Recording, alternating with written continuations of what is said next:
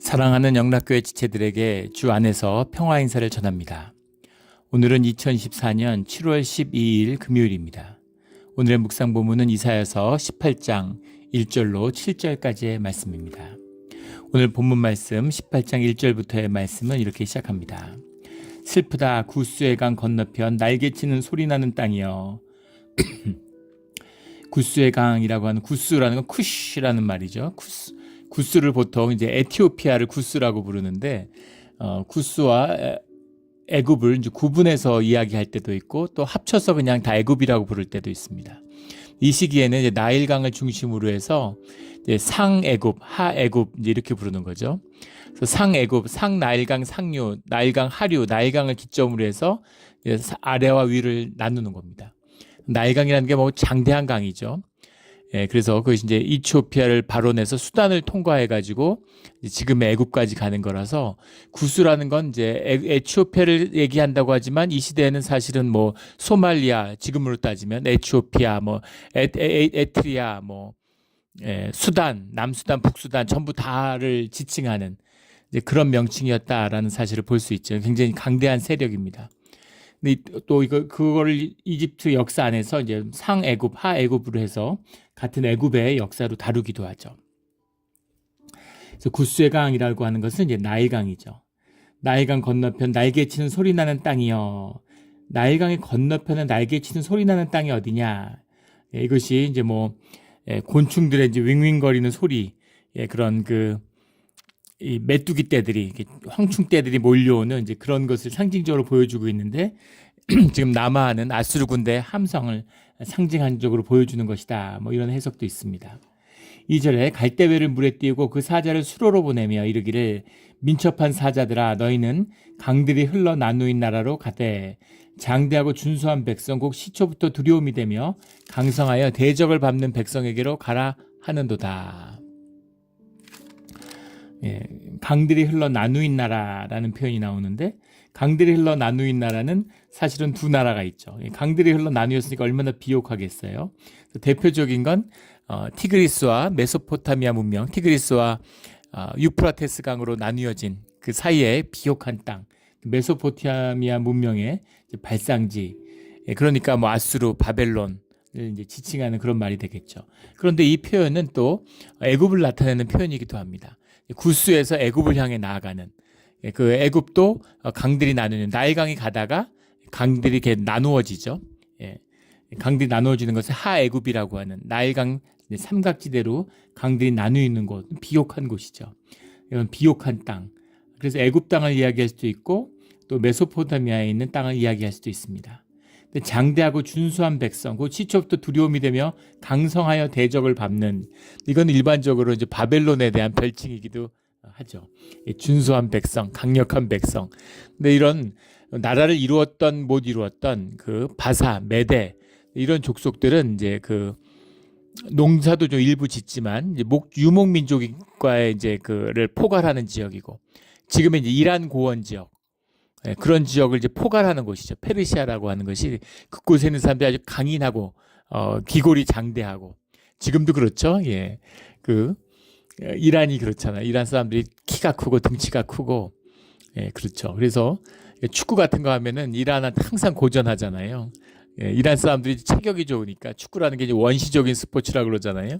그래서 뭐 몸을 부대끼고 몸싸움을 하는 거니까 농구도 그렇지만 이제 몸이 이제 강대하고 강인한 사람들이 잘하는 스포츠죠. 이란이 강해요.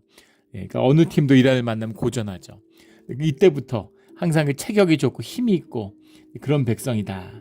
그들을 강성하여 대적을 밟는 백성에게로 가라. 이게 무슨 말일까? 그 사자를 수로를 보내며 이것을 이해하기 위해서는 이제 역사적 배경을 이해할 필요가 있는데 쿠시라고 하는 것이 이제 상애굽 지역에 있다가 주전 BC 750년에 쿠시에 카슈타 왕이라는 사람이 왕이 되면서 테베라고 하는 그 상류 지역에 있는 테베가 중심이었던 상왕조죠.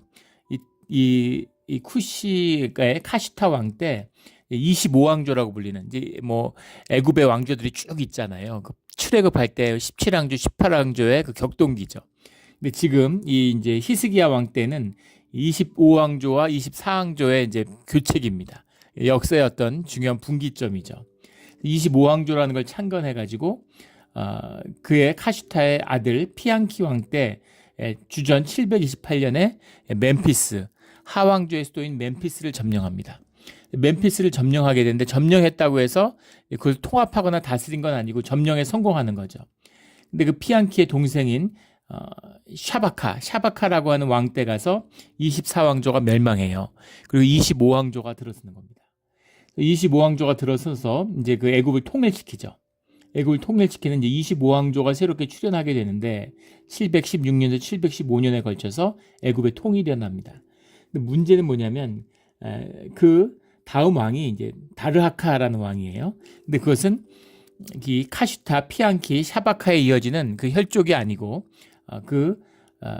샤바카의 이제 장군이 황제가 됩니다. 느낌이 오죠. 예. 황위 계승, 자기 아들이 있으면 아들한테 주고 아들이 없으면 뭐 조카한테 주고 왕족이 그렇게 갔겠지. 자기 밑에 있는 장군에게 이어졌다는 건 무슨 얘기겠습니까? 예, 그러니까 이게 이제 순탄치 않은 것이 있었다라는 겁니다.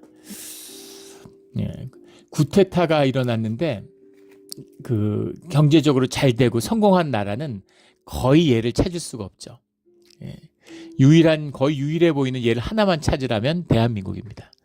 예, 5.16 있은 다음에 구테타로 군사정권이 들어섰죠. 근데 군사정권의 문제가 뭐냐면 군사정권이라는 건 정통성이 없다는 겁니다. 정통성이 없어가지고 한 장군이 정권을 잡았어요. 그럼 다른 장군이 보기에 쟤 나라랑 다를 게 뭐가 있나? 나도 무력이 있는데. 그리고 쫓아내고 또 내가 구테타를 일으켜요. 그럼 또 다른 장군이 쫓아내고 또 구테타를 일으켜서 그렇게 정권이 불안정해지는 거예요. 정치적으로 안정돼야지 나라가 발전할 텐데 경제적으로 불안정한 거예요. 이것이 이제 가장 큰 문제입니다. 정당성, 정치적 안정성 이제 이런 것이 중요한 거죠. 정치적으로 안정돼야지 사람들의 자유가 확대되고 자유가 확대돼야지만이 사실은 사람들의 삶이 확대되니까 경제활동이라는 게 풍부해지는 거죠. 이걸 거꾸로 쏘가가지고 지금은 막 소비가 전부인 것처럼 많이 쓰는 것이 소비를 많이 하는 것이 그럼 경제가 성장해 보이죠. 예, 그래가지고 어떻게든 막 돈을 풀고 막 조작을 해가지고 소비를 많이 하게 하려고 난립니다. 나라가 점점 병들어가요. 경제가 계속 발전하는 것 같지만 나라가 결국 망해가는 비밀이죠. 그러나 사실은 사회가 안정되고 사람들이 더 자유로움을 누리고 사회 활동이 확대되면 생명이 피어나는 거잖아요. 생명이 피어나면 경제는 당연히 잘 되게 돼 있습니다. 따라오는 거니까. 남과 북의 차이를 보면 알 수 있죠. 그래서 잘 사는 나라일수록 더 자유스러워요. 물론 잘 사니까 자유가 확대됐다 이렇게 얘기할 수도 있겠지만 자유가 확대되는 곳에 또 경제적 번영이 따라오는 것이죠. 중국이 잘 살게 될까요? 역사적으로 중국이 잘 살고 세계를 주도할 수 있는 기회가 여러 번 있었습니다. 사실은 산업혁명이 송나라 때 일어났어야 된다고 경제사가들은 이야기하죠.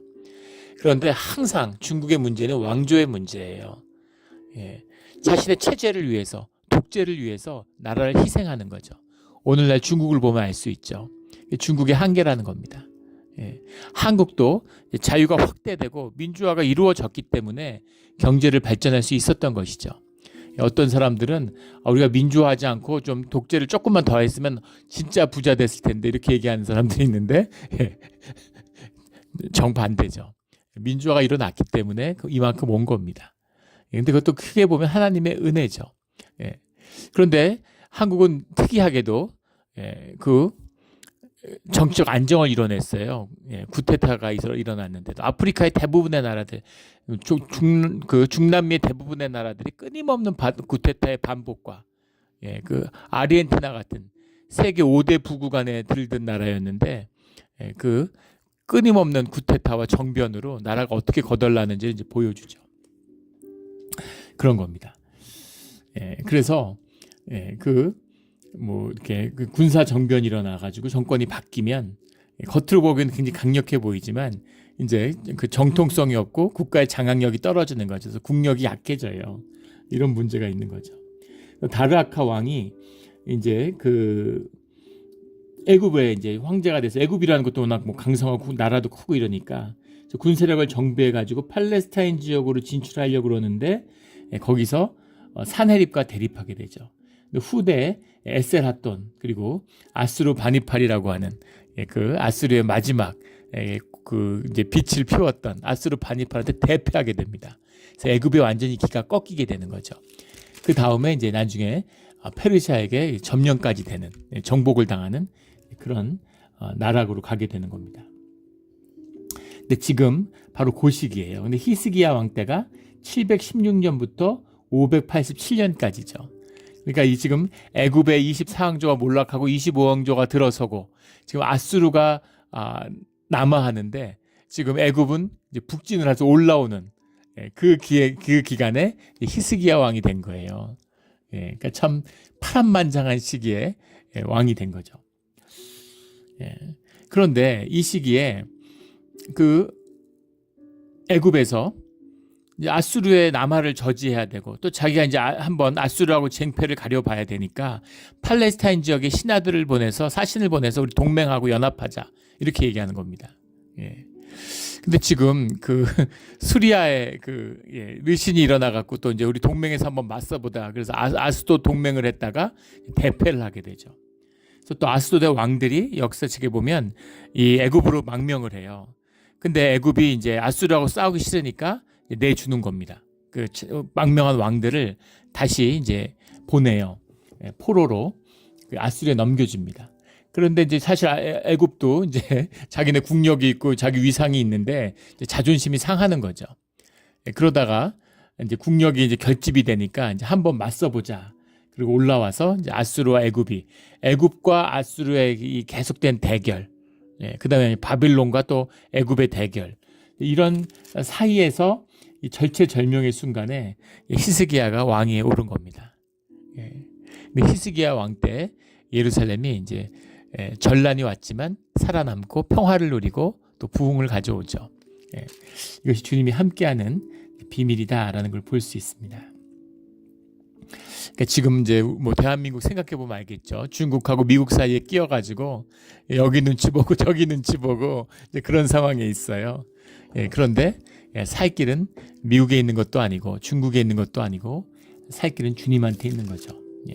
또 러시아하고 일본하고 한국이 국력이 만만한 나라가 아니죠. 5천만 이상 되는 나라 중에서 5번째, 6번째 잘 사는 나라입니다.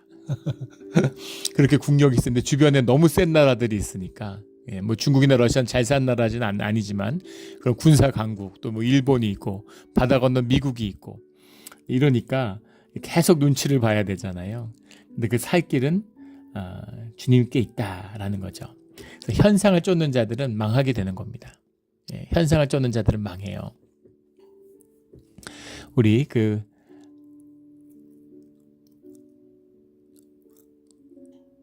늘 주님께 의뢰하고 주님 안에서 살 길이 열리는 우리 삶의 자리가 되기를 주의 이름으로 축원합니다. 이걸 쫓고 저걸 쫓으면 뭐가 될 것 같지만 근데 이제 그런 걸로 되는 게 아닌 거죠. 2절에 근데 그 사자를 수로로 보내면 이 수로로 보낸다고 하는 것은 지금 그 구스의 얘기죠. 구스가 이제 사신들을 막 보내고 있는 겁니다. 이 지금 테베 쪽에 있었으니까 강물을 따라서 계속 나일강을 따라서 하류로 내려와서 이제 거기서 팔레스타인으로 나가는 거죠. 그리고 이제 계속 사신들을 보내는데 이때 사신들을 이제 무슨 바빌론에도 보내고 어떻게든 해보려고 이제 이런 걸 이제 보내고 있는 거죠. 3절에 세상의 모든 거민 지상에 사는 너희여 신들 위에 기치를 세우거든 너희는 보고 나팔이 불건 너희는 들을지어다. 군대가 일어나는 소리죠. 기치가 세워지고 나팔이 불면 주님이 하시는 일이 시작되는 것임을 알아라. 이런 말씀입니다. 그러니까 이 모든 역사의 가운데 주님이 움직이면서 역사하신다라는 거죠. 지금도 마찬가지입니다. 중국 망한다는 얘기가 30년 전부터 나왔는데 안 망해요. 그 중국은 늘 내분으로 무너집니다. 중국이란 나라는 지금도 마찬가지죠. 31개 성에 중앙정부가 떠 있는 거예요. 지방 정부를 컨트롤하지 못합니다. 국민당과 공산당의 전쟁에서도 공산당이 국민당을 완전히 정복한 게 아니죠. 지방 정부들이 전부 다 공산당에게 등을 돌린 거예요. 그 당시 군벌들이 또 지방에 이제 성장이 되고 그 지방의 성장들이 또 전부 다 그 공산당이 된다면 공산당 서기가 되고 이런 구조입니다. 그 등소평과 그 뭐 권력 투쟁이 들어서 유소치란 사람들이 죽을 때 등소평이 자기의 고향으로 복권성인가요? 호남성인가요? 그걸로 도망가죠. 예. 그 마오쩌둥, 모택동은 그 호남성이고 복권성일 겁니다. 아마 그 등소평은 정확한지 모르겠는데 그런데 숙청 위기에 몰리니까 자기 지방으로 내려가요. 근데 자기 지방에 있는데 죽이질 못하는 겁니다. 지방의 비호를 받으니까. 근데 그런 게 이제 중국의 역사죠. 중국이 항상 그 지방 그런 내적인 모순 때문에 중국이 무너지고 중국에 지금 그 농민공이라고 불리는 사람이 6억 명이 있다는 거 아니에요? 200불 미만을 받고 일하는. 그리고 중국은 호적 제도가 있는데 호적을 옮기질 못해요. 내가 무슨 광동성에서 태어났는데 광둥성에 태어났는데 무슨 상하이나 북경에서 일을 하고 있다. 평생을 살아도 주소를 못 옮깁니다. 그게 중국이죠. 그런데 그런 내적 모순으로 무너질 것 같은데 무너지지 않아요. 계속 경제가 번영해서 지금 미국에 맞먹는 수준까지 올라와 있는 거죠. 어떻게 그럴까? 중국은 왜 그럴까? 그런데 그것이 주님의 섭리가 있는 거죠. 주님이 중국을 쓰시는 거예요. 주님의 뭔가 뜻이 있는 겁니다. 그 뜻이 무엇인가를 잘 헤아리기 어렵죠. 하지만 주님이 하시는 일이라는 겁니다. 우리 또 선교사님들, 중국 선교사분들 중에는 그런 얘기하는 분들이 있어요. 중국에서 선교의 물결이 일어나서 이슬람 선교, 중앙아시아와 이슬람에 대한 선교를 중국 사람들이 감당할 거라고. 중국 사람들은 가능하죠. 세계의 모든 화교들이 나가 있는 것처럼. 중국인들은 어디에도 삽니다. 지금 미중 관계가 이렇게 어려워가지고 미국이 그렇게 중국을 탄압하고 있는데 그런데 그 작년 한 해 동안에 중국 이민자들이 뭐 미국에 35만 명인가 그렇다는 거 아니에요? 그 LA 같은 데 몬트레이 팍 같은데 완전히 중국이 점령했죠. 몬트레이 팍이 미국 전체에서 아시아계가 가장 많이 사는 도시인데 인구의 70%가 아시아계예요. 대부분이 중국 사람들이죠. 그런데 가보면 예전에 그 LA 방문했다가 LA에 있는 목사님이 거기 한번 구경시켜준다고 갔는데 충격을 받았습니다. 완전히 중국이에요. 그래서 중국 사람들은 진짜 대단하구나. 어떻게 이럴 수가 있을까? 완전 어디 가든 중국을 만드는 거죠. 그런데 중국에서 복음의 불길이 일어난다면 세계 복음화가 이루어질지도 모르겠죠. 주님의 뜻이 무엇인지를 정확히 분별하지 못할지라도 주님이 하시는 일이 있다는 겁니다. 주님이 왜 로마를 써서 로마로 세계를 통일했을까? 로마가 세계를 통일했기 때문에 선교사들이 복음을 들고 땅끝까지 갈 수 있었던 것이죠. 그런 겁니다. 그런 주님의 역사가 있다는 거죠. 너희는 들어라.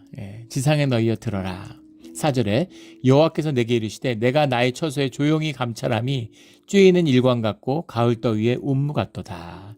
아주 기가 막힌 표현이죠. 조용히 감찰함이. 주님이 침묵하시는 거예요.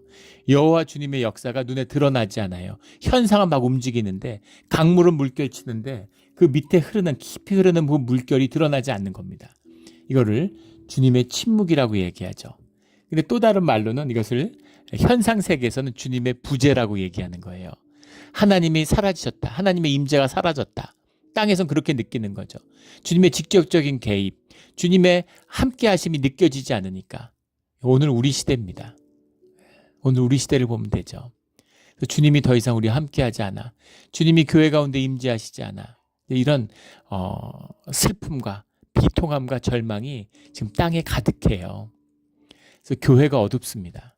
교회가 어두운데 세상이 밝겠어요? 세상은 더 어둡죠. 세상에서 별별 눈 뜨고 볼 수 없는 일들이 매일 일어나요. 이것입니다. 그런데 주님은 뭐라고 말씀하시냐면 조용히 감찰하고 계시다. 세상을 바라보고 계시는데 그냥 관찰하는 게 아니라 감찰하고 계시는 거죠. 쬐이는 일광 같고 가을 더위에 음무 같도다.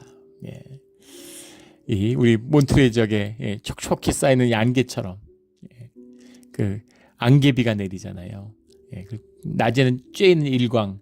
우리만큼 이 말씀을 잘 이해할 수 있는 사람들은 없을 것 같습니다.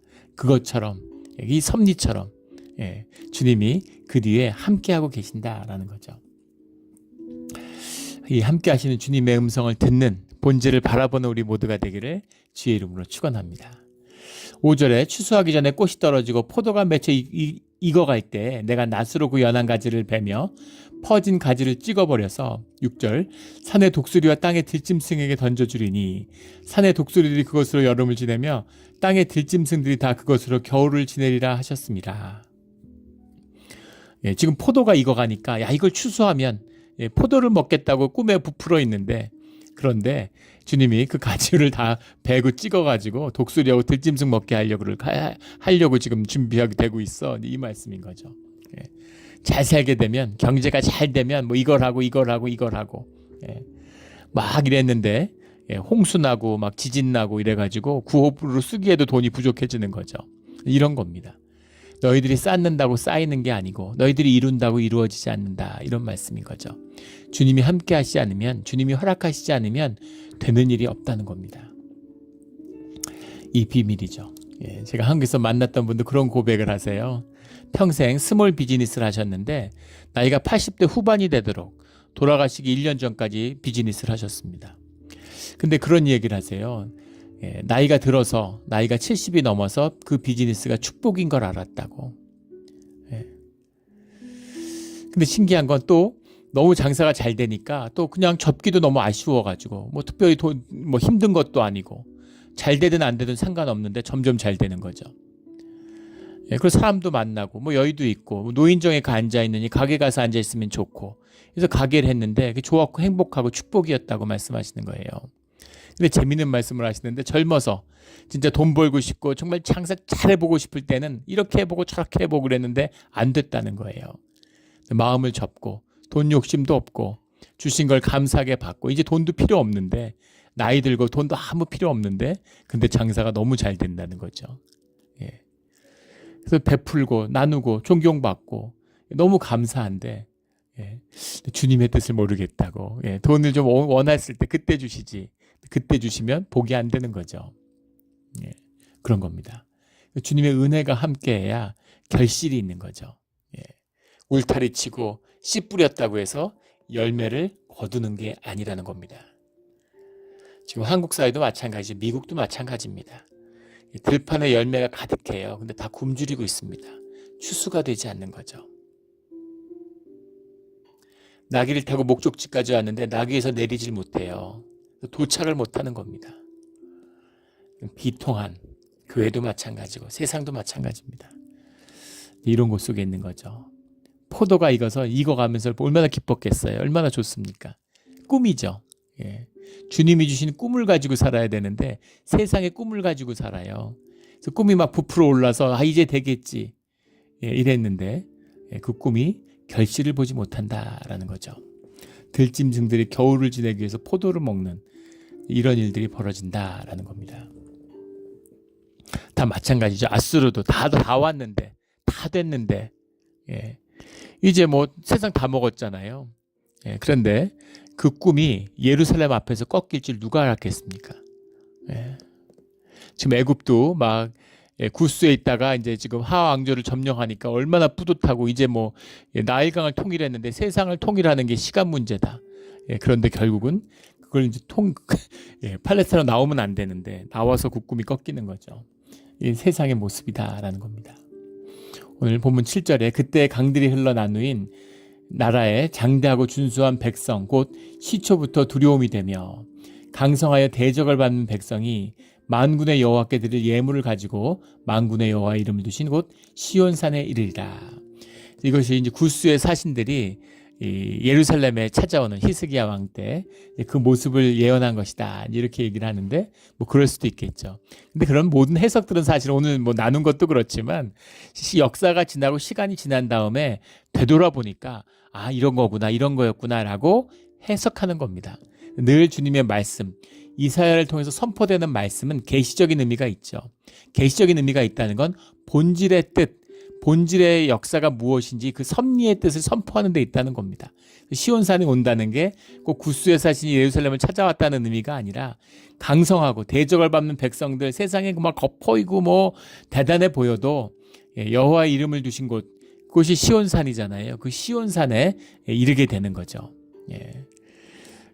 주님 앞에 결국은 세상의 모든 것은 주님 앞으로 귀결되게 돼 있는 겁니다. 주님 앞에 귀결되게 주님 안에서 결국 주님을 통해서 만나서 해결돼야 되는 거죠.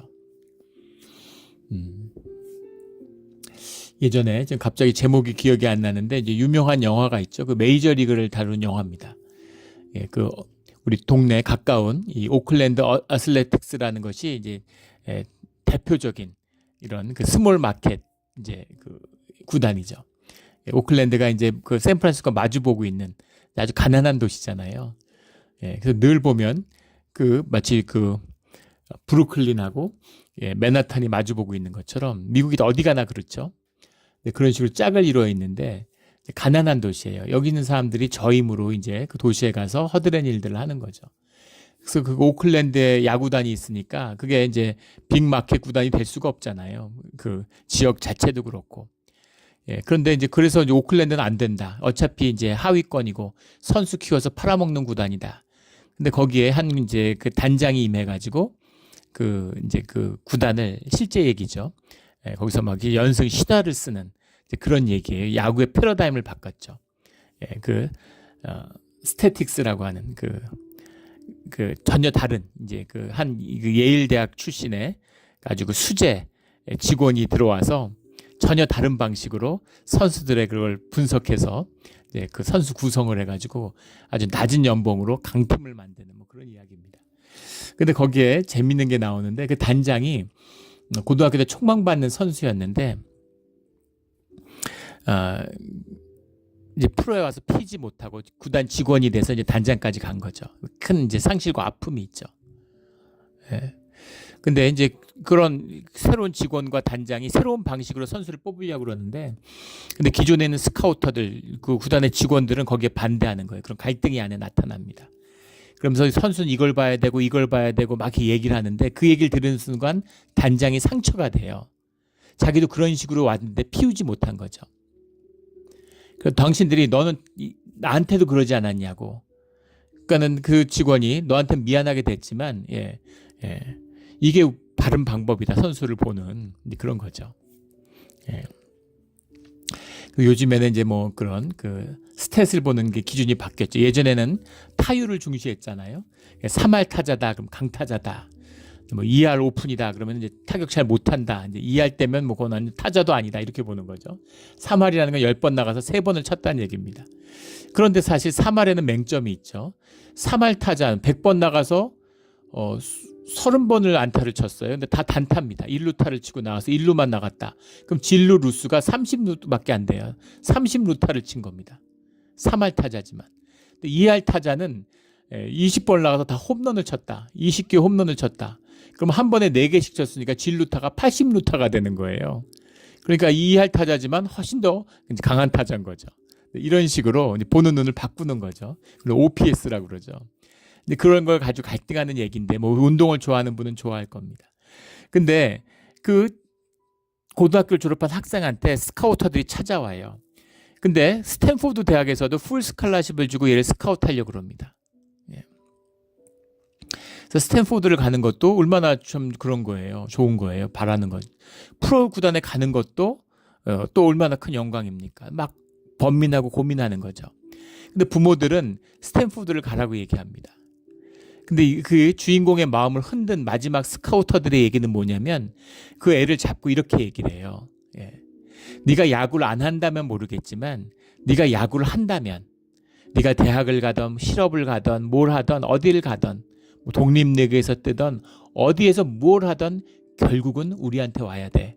MLB로 와야 돼 이거죠. 메이저리그로 가게 돼 있어.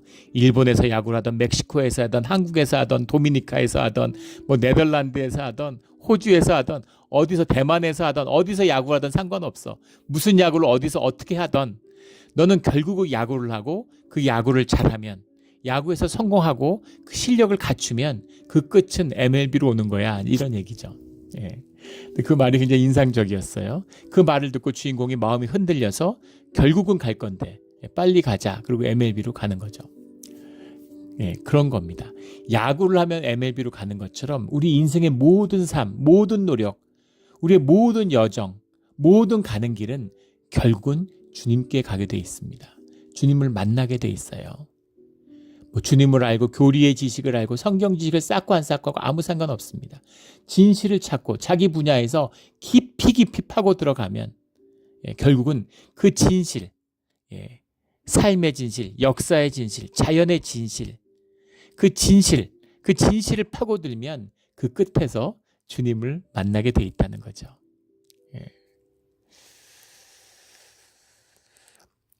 그게 비밀입니다. 제가 영국에 있을 때 케임브리지 대학에 있어요. 케임브리지 대학이 이공계가 굉장히 셉니다.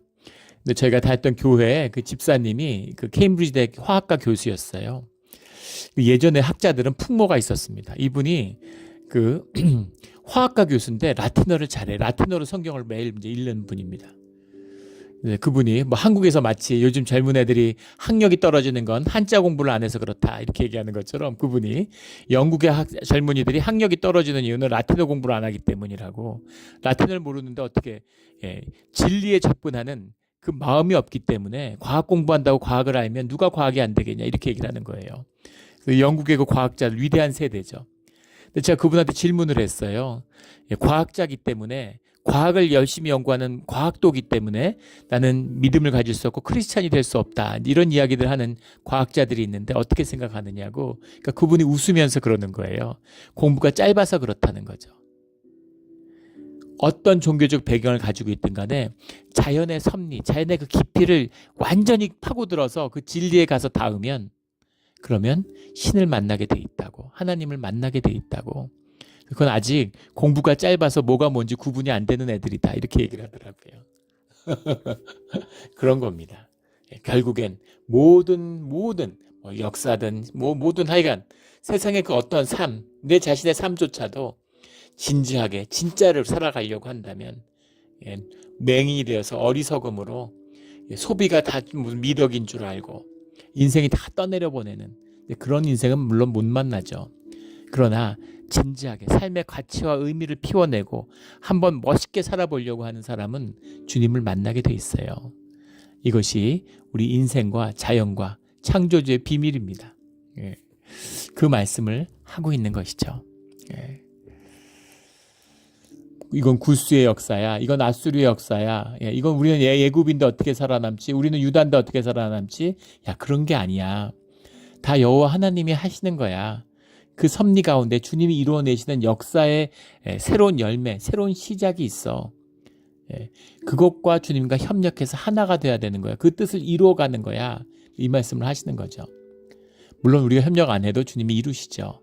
그러나 주님은 우리와 함께 그것을 이루어가기를 원하시고 그 꿈을 우리에게 주시는 겁니다. 그 꿈이 중요한 거예요. 그 꿈이 이루어지는 겁니다. 그 꿈이 의미와 가치를 만들고 그 꿈이 우리에게 에너지를 주고 그 꿈이 우리의 생명력을 높여주는 거예요. 꿈의 이야기죠. 이 주님의 꿈을 만나서 우리의 삶이 우리 보잘것없는 한없이 작아 보이는 연약한 우리의 삶이 또 이사야처럼 다윗처럼 히스기야처럼 나봇의 포도원의 주인처럼 롯처럼 루스처럼 피어나기를 예수 그리스도 이름으로 축원합니다. 아멘. 기도드리겠습니다. 하나님 아버지 감사합니다. 눈먼 저희들에게 눈을 띄워주시고 어리석은 우리들에게 지혜를 주셔서 보이지 않는 것을 볼 수 있게 해주시는 것에 감사드립니다. 보이지 않는 것의 의미를 깨달아 우리의 삶이 늘 헛되게 떠내려가는 썩어지는 육신의 삶이 아니라 영원한 생명의 삶이 되도록 지켜주시옵소서. 모든 걸 주님께만 의지하며 감사하며 예수 그리스도의 이름으로 기도드렸습니다. 아멘.